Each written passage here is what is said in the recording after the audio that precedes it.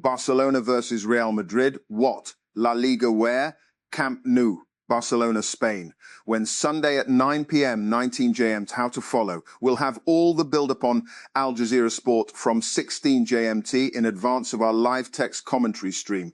With the sting of Champions League disappointment fading but not forgotten, Barcelona are aiming to clinch back-to-back La Liga titles on Sunday when they host bitter rivals Real Madrid.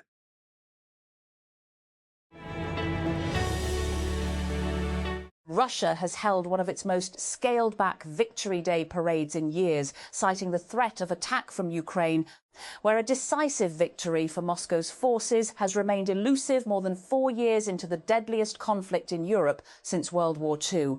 The May 9 parade on Moscow's Red Square is Russia's most revered national holiday, a moment to celebrate the Soviet Union's defeat of Nazi Germany and to commemorate the 27 million Soviet citizens, including many from what is now Ukraine, who were killed during the war.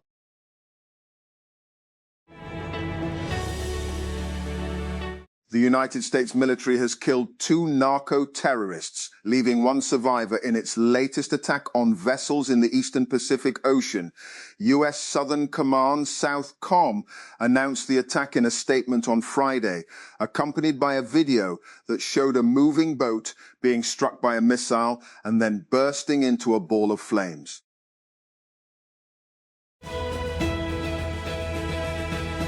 Capcom has officially released Leon Must Die Forever, a new free game mode for Resident Evil Requiem. The company announced the update through its official social media channels alongside a short trailer.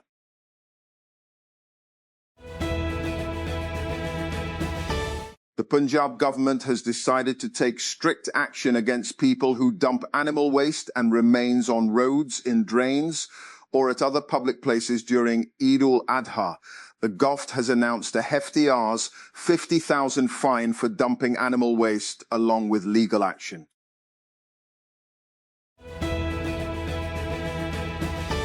And the Sindh government has approved the establishment of modern vehicle inspection centres across the province under the Public-Private Partnership PPP model. The initiative aims to improve road safety and reduce environmental pollution caused by unfit commercial vehicles.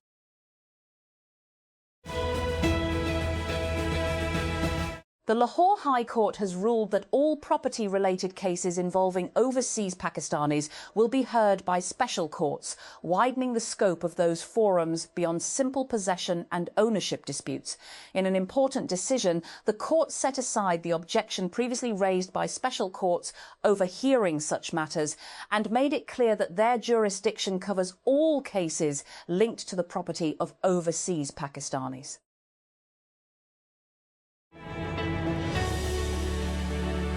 The government has moved to revive nearly $6 billion in planned refinery investments by addressing tax and policy hurdles that have delayed major upgrade projects across Pakistan's oil refining sector. A high-level meeting chaired by Finance Minister Mohammad Aurangzeb on Thursday signalled renewed momentum for the long-delayed brownfield refinery policy. Officials discussed proposals to exempt machinery imports from sales tax and introduce policy protections aimed at restoring investor confidence in refinery modernisation projects.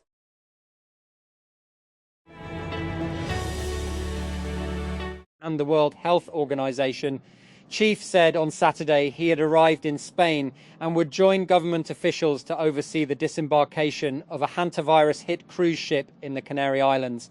I arrived in Spain and where I will join senior government officials in a mission to Tenerife to oversee safe disembarkation of the passengers, crew members and health experts from MV Hondius cruise ship, Tedros Adhanom Ghebreyesus said on X, stressing, and at this stage there are no additional people on board showing symptoms of hantavirus.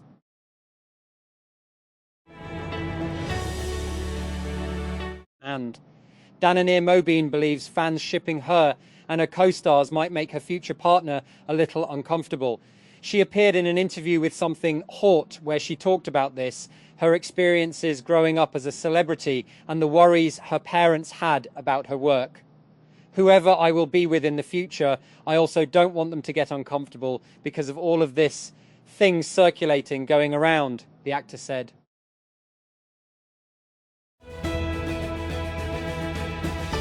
And Ida notes, K Everything is a CNN original series hosted by Daniel Dae Kim that explores the global impact of South Korean culture. The series premieres on CNN International on May 9 at 8 a.m. ET. You can also stream the series on the CNN app. The week before Close Your Eyes stepped onto the stage for their first ever solo concert, the 7 members moved in practice formation across a basement rehearsal studio in Seoul's Gangnam district.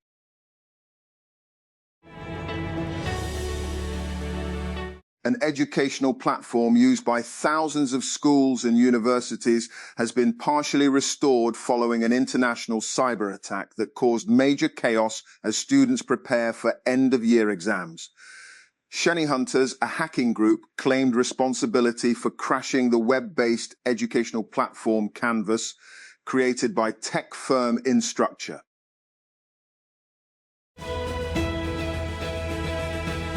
A prominent Buddhist monk has been arrested in Sri Lanka for allegedly sexually abusing an 11-year-old girl in the highest profile case involving a local religious leader. Authorities took 71-year-old Palagama Hemarathana into custody on Saturday from a private hospital in the capital, Colombo, where had checked in for treatment as a criminal probe against him progressed.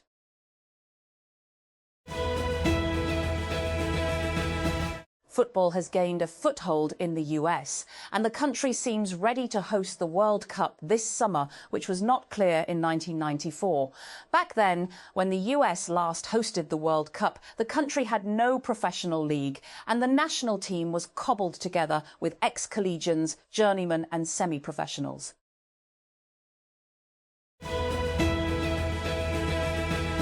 And traders across Lahore have urged the government to relax any possible Eid restrictions and allow markets, bazaars, chain stores and grocery outlets to remain open around the clock during the festive period.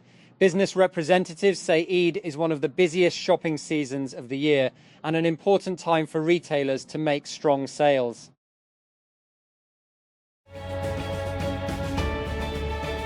And Nintendo has confirmed price increases for the Nintendo Switch 2 and several other products in select markets due to changing market conditions. The company shared the announcement in a memo released on May 8 titled Notice Regarding Price Revisions for Nintendo Products and Services.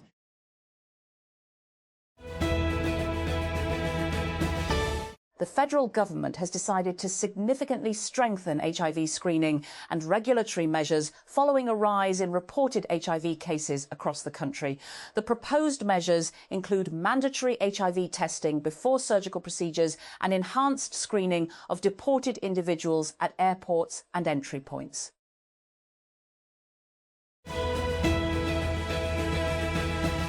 Karachi traffic police have come under public attention after videos circulated on social media showing officials photographing motorcycles parked inside a factory premises before issuing e-challans.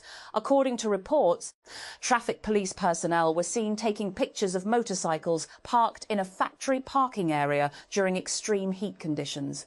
The incident gained attention after a factory employee recorded a video of the officials and shared it online, where the footage quickly went viral.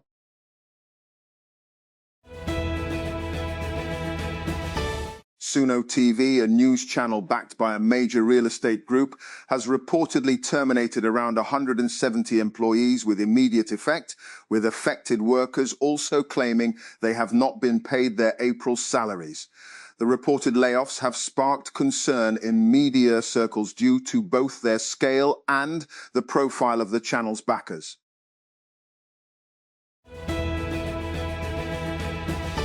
And under the bleachers of a West Bank stadium, a dozen men from Gaza live in a former changing room, blocked from returning home by the war that erupted more than 2.5 years ago.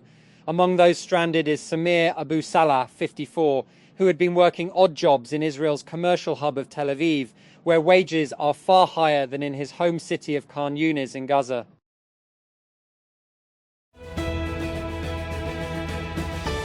and Vladimir Putin has used his annual Victory Day speech in Moscow's Red Square to justify his war in Ukraine and denounce NATO. Speaking in front of hundreds of military personnel and flanked by a few world leaders, the Russian president said he was fighting a just war and called Ukraine an aggressive force that is being armed and supported by the whole bloc of NATO.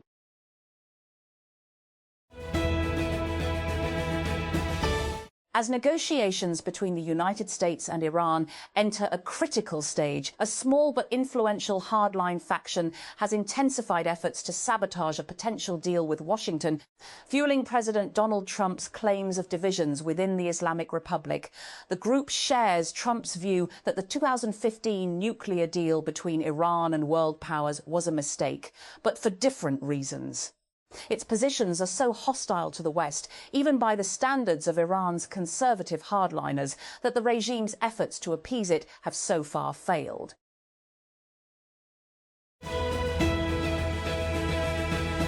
And Russia has kicked off its annual Victory Day military parade in Moscow to mark the defeat of Nazi Germany during the Second World War. The parade, scaled back this year due to security concerns, started at about 10 a.m. 07 GMT in Red Square with a military formation bearing the Russian flag.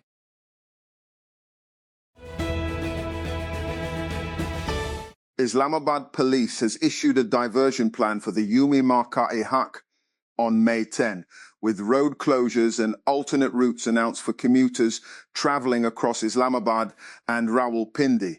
According to the plan, traffic diversions will remain in place from 6 p.m. to 12 a.m. on several major roads in the capital.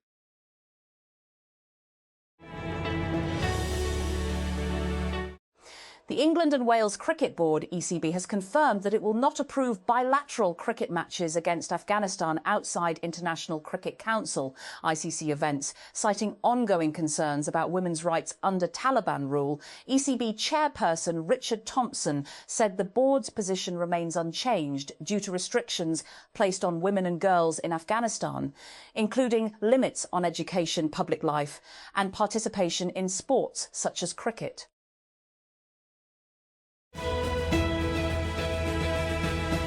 Motherboard sales are falling sharply as ongoing AI-related chip shortages continue to cripple the PC hardware market. According to a Digitimes report, shortages tied to rising AI infrastructure demand have pushed prices higher for memory modules, storage drives and processors over the past 6 months.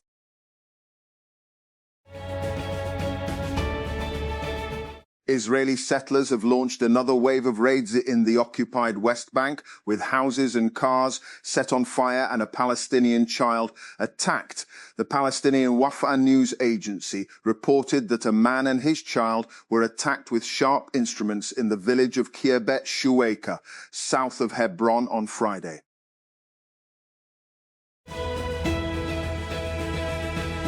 And a cruise ship hit by a hantavirus outbreak is en route to Spain's Canary Islands, where it plans to drop off 140 passengers and crew so they can be evacuated after weeks stranded at sea. The Dutch-flagged MV Hondius vessel, on which at least 8 people fell ill, is due to reach the Spanish island of Tenerife, off the coast of West Africa, early Sunday morning.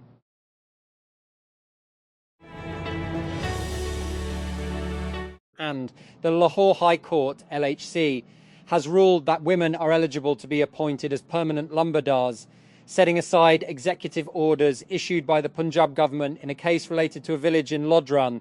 In a 7-page judgment authored by Justice Raheel Kamran, the court allowed a petition filed by a woman challenging the decisions of the Lodran Deputy Commissioner and the Board of Revenue, which had appointed another individual as permanent lumberdar.